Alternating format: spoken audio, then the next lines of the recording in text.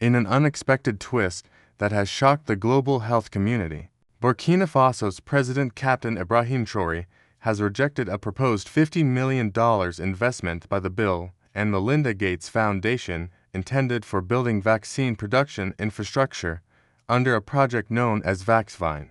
The offer, seen by many as a golden ticket to modernization and public health resilience, was flatly declined by Traoré's administration. This move has sent ripples through both international diplomatic circles and the global media, sparking one overwhelming question: why? In this video, we'll take you deep inside this geopolitical chess game. We'll unpack the Gates Foundation's intent, examine Burkina Faso's internal strategy, and explore the cultural, historical, and ideological undercurrents that may have shaped Traoré's stunning refusal. From global biotech influence to African sovereignty, we're going to break down every angle. Let's start by understanding how big this move really is. The Gates Foundation has historically been welcomed in nearly every developing nation, with its support in public health, education, and agriculture. A rejection like this isn't just rare, it's revolutionary. It's a statement, but what exactly is it saying? To fully grasp the impact of this refusal, we need to understand what Vaxvine is. Vaxvine is a multinational initiative, largely spearheaded by biotech firms and philanthropic organizations like the Gates Foundation, aimed at setting up regional vaccine manufacturing hubs across Africa, Latin America, and South Asia. The goal: to reduce dependency on Western pharmaceutical giants during pandemics and improve rapid response capabilities. In Africa, where medical infrastructure is still developing in many regions, Vaxvine was projected as a game changer. With $50 million earmarked for Burkina Faso, the project aimed to establish a state-of-the-art facility capable of producing mRNA vaccines for diseases like COVID-19, Ebola, and Lassa fever. But Traoré's government didn't bite. Why? Some experts believe it wasn't about the money, it was about the influence. Accepting such investments often comes with strings attached. Intellectual property rights, foreign labor, and regulatory oversight are often subtly dictated by donors. For a leader like Traoré, who has publicly championed sovereignty, self-reliance, and anti-colonial rhetoric, this may have been too steep a price. Captain Ibrahim Traoré is no ordinary head of state. Since rising to power in 2022, he has redefined Burkina Faso's position on the world stage. Anti-colonial in tone and Pan-Africanist in vision, Traoré has increasingly distanced his country from traditional Western powers. This vaccine decision fits a growing pattern. In multiple public addresses, Traoré has criticized foreign NGOs, pharmaceutical companies, and the idea of development aid that compromises national autonomy. To him, independence is not just political, it's medical, economic, and cultural. If foreign investment comes with hidden influence, it is not welcome. Instead, his administration has begun exploring partnerships with alternative allies, such as Russia, Cuba, and China, countries that may offer technological support without overt ideological control. Furthermore, there is skepticism among segments of Burkina Faso's population about Western pharmaceuticals, especially after the controversies surrounding COVID-19 vaccine campaigns. Traoré may be responding not only to geopolitical pressures, but also to domestic sentiment, choosing to stand with his people's caution over external pressure. Now let's talk about the Gates Foundation. While its contributions to global health are undeniably eradicating diseases, funding clean water projects, and improving maternal care, it's not free of controversy. Critics argue that its massive financial influence allows it to dictate public health priorities, especially in countries where public infrastructure is weak.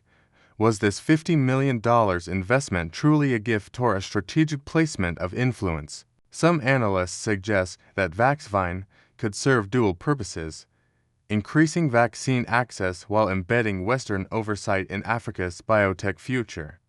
By refusing the deal, Traoré may have been protecting not just Burkina Faso's policy space, but also Africa's ability to craft its own scientific and industrial narrative. Consider the long-term implications. If Burkina Faso allowed a foreign entity to control a critical piece of its health infrastructure, it might set a precedent that undermines homegrown innovation.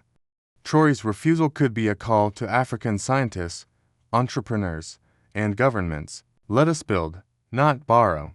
Traore's rejection has not gone unnoticed. Across the continent, reactions have been mixed. Some African leaders have applauded the decision, seeing it as a bold step toward genuine independence. Others have expressed concern, arguing that such decisions may risk missing out on life-saving opportunities. Civil society groups are also split. Health activists warn of vaccine shortages and missed innovation opportunities, while Pan-African movements celebrate the decision as a wake-up call for decolonizing health systems. Internationally, the reaction has been intense. Media outlets, think tanks, and diplomatic channels are buzzing, speculating on what this means for future philanthropy. Some fear that Traore's move could start a domino effect, inspiring other countries to reassess foreign-funded health projects. This could lead to a reshaping of how aid and investment are negotiated in Africa, continent long accustomed to accepting, rather than questioning. International partnership shares bold rejection of the Vaxvine initiative ain't merely a political maneuver, it's a landmark signal to the rest of Africa and the world. It says Africa must no longer be a passive recipient of aid models structured outside the continent. It's time for Africa to be the architect of its own destiny. In the months following the refusal, Burkina Faso has already begun pivoting to internal development strategies. The Ministry of Higher Education and Scientific Research has announced a multi-year plan to fund indigenous pharmaceutical R&D. This includes scholarships for Burkinabe scientists to study biotechnology abroad with a mandate to return and build. There's also an ambitious new vision called BioAfrica 2030, which sets a roadmap to make Burkina Faso a net exporter of select vaccines by the end of the decade. Public response in Burkina Faso has largely been positive. Young people view Traoré not just as a president, but as a generational symbol of pride and power.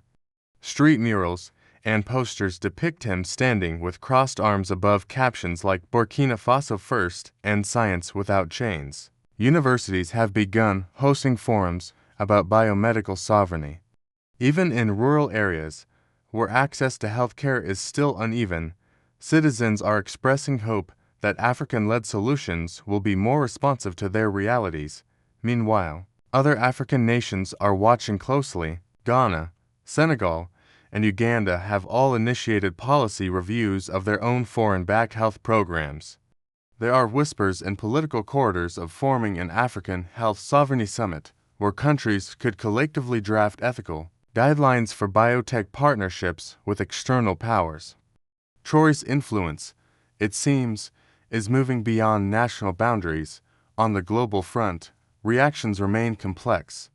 Some international observers worrying that this stance might slow down the pace of vaccine availability in emergency scenarios. Others argue it will inspire a more diversified and competitive vaccine manufacturing landscape, which will ultimately be healthier for everyone. For the Gates Foundation, this rejection has triggered introspection. Insiders reveal that the foundation is now reassessing how it engages with sovereign nations and is working on new models of investment that emphasize co-creation over control. A Gates spokesperson recently said, "We respect every nation's right to choose its path. Our role is to support, not dictate."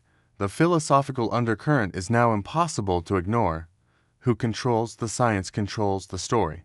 Traoré seems determined that Burkina Faso and by extension, Africa should no longer let others write that story for them. Looking ahead, what can we expect? More strategic South-South collaborations. More local funding initiatives for science and tech. Possibly, a whole new school of African medical thought that values traditional knowledge alongside modern medicine. And as for Captain Traoré, he may have just transformed from a national leader into a continental icon. His rejection of $50 million wasn't just about a deal, it was about dignity, destiny, and defiance. Africa has turned a page, and the world, whether it likes it or not, is reading along.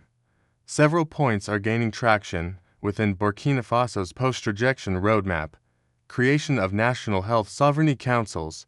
A proposal is being reviewed to create advisory bodies that align government, science, and civil society around health policy that prioritizes independence and cultural relevance. Pan-African Research Consortia. Burkina Faso is calling on regional universities and institutes to unite under an umbrella network to share research data, labs, and protocols to reduce dependency on Western institutions, incentivizing local biotech startups. Tax-free zones and seed funding programs are being considered to empower homegrown entrepreneurs in medicine, diagnostics, and vaccine delivery systems. Traditional healing integration.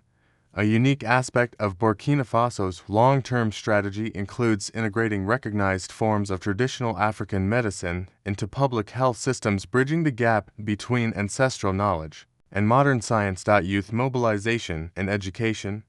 National campaigns are underway to introduce health technology, virology, and biomedic